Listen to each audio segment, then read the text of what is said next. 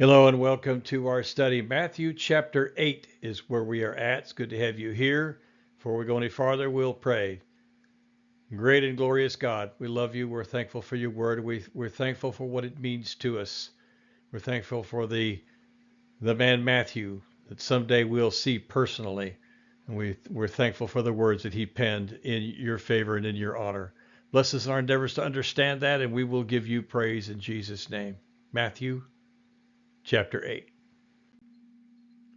Verse 1. When Jesus came down from the hillside, large crowds followed him. And suddenly a leper came up to him, fell down before him, and said, Sir, if you want to, you can make me clean.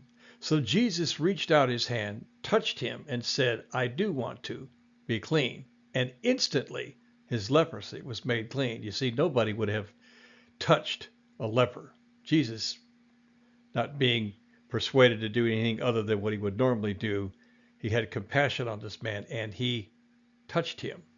Verse 4. Then Jesus told him, see to it that you don't speak to anyone. Instead, go and show yourself to the priest and then offer the sacrifice that Moses commanded as proof to the authorities. And when Jesus returned to Capernaum, a centurion came up to him and begged him repeatedly, Sir, my servant is lying at home paralyzed and in terrible pain. Well, lepers were social outcasts, and the disease was contagious to those who were in contact with them. That's one of the reasons that you didn't touch a leper. They were to live outside the city and have no contact with anyone other than themselves. This man came to the master and in desperation sought what was not possible. As a result of his faith, the man was healed of his death-assured infirmity. Leviticus chapter 14, verses 3 and 4 gives the proper process for the purification of those who are inflicted with this disease. What is most interesting is the statement Jesus makes concerning this act. He tells the man to go and show yourself to the priest and offer the correct sacrifice. And yet, don't tell anybody. It may be that Jesus wanted the priest to be the first one to examine the man, for there was no reported time when leprosy was healed other than Miriam. And we find that in Numbers chapter 12. Jesus, he changed all that. In a parallel passage in Mark 1 and 45, Mark records that the man disobeys, and yet it is likely he did in fact make his way to the priest and do as was required. This clear miracle was in fact a testament to Jesus' ability and his mission. From here, the priest would have to examine this man and see what had allowed for the impossible to be accomplished. Today, the miracle of healing still exists. Jesus the healer is still very much at work. God still performs the miraculous, and man still wants proof. By his stripes, we were and are healed, not only physically, but emotionally, spiritually, financially, in all ways. Those stripes, those wounds that he took on our behalf, he became sin for us. By those stripes, we have our healing. Do you believe? Are you asking? That's the question. Verse number 7. Jesus tells the centurion, he says, I will come and heal him. The centurion replied, Sir, I'm not worthy to have you come under my roof, but just say the word and my servant will be healed. Because I too am a man under authority, and I have soldiers under me. And I say to one of them, go, and he goes. To another, come, and he comes. To my servant, do this, and he does it. When Jesus heard this, he was amazed and told those who were with him, I tell you with certainty, not even in Israel have I found this kind of faith. I tell you, many will come from east and west and will feast with Abraham, Isaac, and Jacob in the kingdom of heaven. But the unfaithful heirs of that kingdom will be thrown into darkness outside. In that place there will be wailing and gnashing of teeth. Verse number 13, he says, go, Jesus told the centurion, and it will be done for you just as you have believed. As all of us can substantiate, we are unworthy of any blessing we may ask for. The same goes for the centurion. This man was the commander of what is believed to be a Roman garrison of probably 100 soldiers. Asking Jesus to heal the servant was unique, as the Romans were not apt to follow the teaching of any of the Jews, especially this man, Jesus, whom they looked at as he's a thorn in their flesh. This man from Galilee was in their minds a troublemaker, in that the stirring up the Jews was a cause of great concern in Rome. These Jews were a difficult people who were considered nothing other than the thorn in the side of Rome. Still, the faith of what we see in a man who would not have normally been a follower of Jesus is a testament to the idea that anyone can become a believer. Yeah, even a Roman centurion soldier. Verse 10 through 12, the chastisement of the Jews is apparent. The faith that this soldier possessed was not found in all of Israel. The very idea of many, the term many there, which is a reference to the Gentiles coming to be in the presence of Abraham and the patriarchs of Judaism, that was very unnerving to a Jew. Remember, the Jews thought that anyone who was a non-Jew, well, they didn't think too kindly. And in verse number 12, the children of the kingdom. Here is a reference to the Jews whose unfaithfulness and antagonistic treatment of Jesus prompted a warranted judgment. For there will be many who have denied the salvation offered to them and will by their own doing be left out of the glory of God has for those who seek him. Verse 14. When Jesus went into Peter's house, he saw Peter's mother-in-law lying in bed sick with a fever. He touched her hand, and the fever left her, and she got up and began serving them. When evening came, people brought to him many who were possessed by demons. He drove out the spirits by speaking a command and healed everyone who was sick.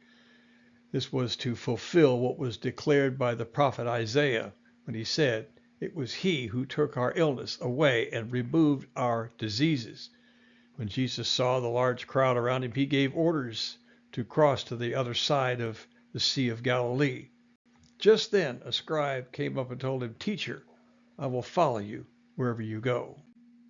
Well, looking at verse number 17 again, Isaiah 53:4, it says this, "Surely he has borne our sufferings and carried our sorrows, yet we considered him stricken and struck down by God and afflicted. By those stripes we are healed."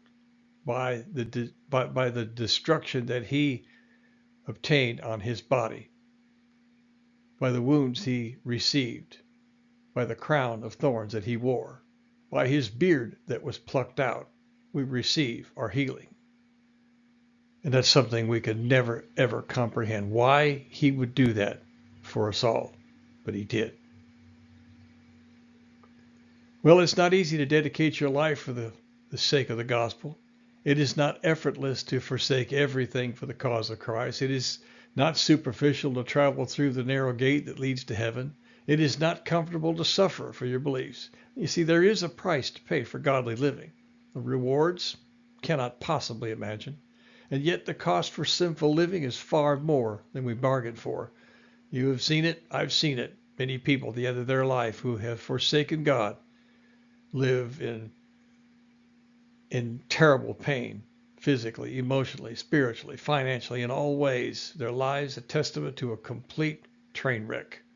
Why? It was their choosing. See, God never overrides the will of any man. See, there are many great servants of God we are blessed to have watched and experienced throughout the years. The powerful and yet humble works of many men and women who sacrificed all to bring the word to a generation void of the gospel truth stands as the testament to their faith. Well, imagine this. You want to be a disciple? You want to be somebody special? Well, this Jesus could have said, we have no record that he said it, but this is true. This life's going to cost you. We don't travel in the best of conditions. The food isn't always hot and fresh. We don't retire to our homes at night, steeped in luxury, and we usually walk wherever we go. The people we meet don't always greet us with open arms. Pay is essentially non-existent. There are no benefits such as vacation, health care, personal time off. There is no 401k. Oh, and I forgot. This testimony may very well cost you your life. You still want to go? That's the question that he could have asked this man. You sure you want to do this? You see, it's not easy to dedicate your life to the gospel, but the rewards beyond. our comprehension. Jesus tells him, the fox have holes, the birds have nests, but the Son of Man, no place to rest. Then another of his disciples told him, Lord, first let me go and bury my father. Jesus tells him, follow me and let the dead bury their own dead. And when Jesus got into the boat, his disciples went with him. Suddenly a violent storm came upon the sea that the boat began to swamp by the waves. Yet Jesus was sleeping. They went to him and woke him up and said, Lord, save us. We're going to die. Well, verse 21 and 22 offers a sobering statement. He said, let me go and bury my father. Now, this is a statement that most would see as a good reason not to conform to whatever task. All who have said goodbye to family members that have passed can attest to the reasoning. However, ancient customs that are in many places still alive today allow for just such a reason, or should we say excuse. After all, who would blame someone who needed to go home and bury a family member? Any excuse is a good one, right? Well, it was common for the Jews and the Arabs to use such excuses when they were not willing to abide by the offer to do something they were not minded to do. Well, the excuse here given is even more contemptible in that there may not have been a death at all. Can we imagine telling someone our father has died when dad was quite well at home?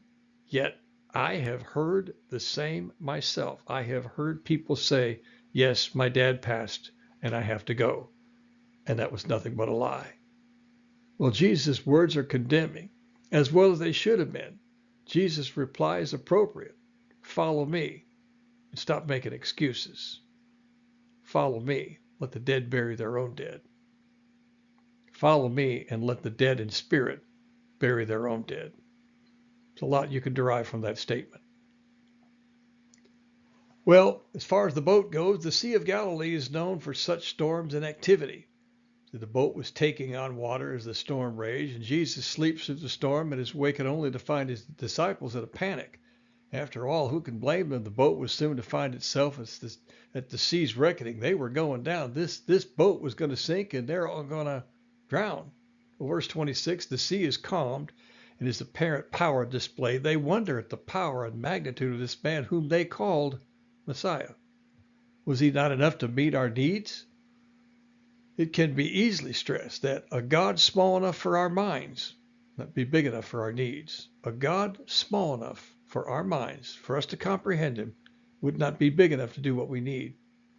We are all rest assured that there will be storms that life is going to offer us. To think the opposite is foolishness. Further stated is the fact that a man in his own helm soon finds the seas a place of foreboding. A self-assured captain often finds himself in gale-force winds that are impossible to tame, and an arrogant captain runs the ship aground. We who are believers in the man from Galilee, an assurance of a safe voyage regardless of the winds that prevail is reason to let the man who calmed the sea do the same in our time of testing. Verse number 26, he said, why are you afraid? You who have little faith. And he got up, rebuked the winds and the sea, and it was a great calm. These men were amazed. What man is this? What kind of man is this? Even the winds and sea obey him. And we jump ahead to verse number 28. When Jesus arrived on the other side of the region of the Gergesenes, 2 demon-possessed men met him as they were coming out of the tombs. They were so vile that no one could travel on that road. Suddenly they screamed, what do you want to do with us, Son of God? Did you come here to torment us or torture us before the time?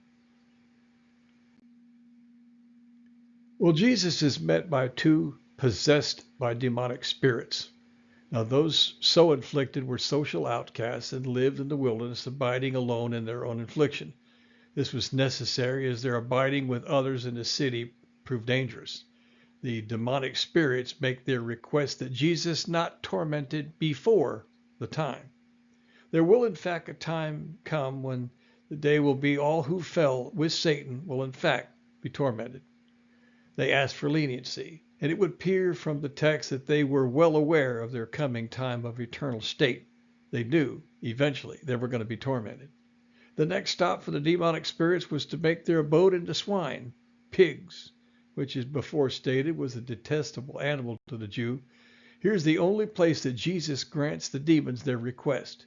He sends them into pigs as demonic spirits always seek to inhabit a living body, having lost their first estate in the rebellion with Satan. The people of the city may have seen the loss of their livestock or feared its presence. Either way, Jesus will grant the request of both the demons and the pig owners.